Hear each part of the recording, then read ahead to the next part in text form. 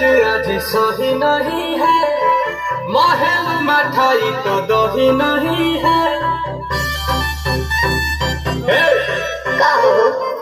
लगे मिजाज आज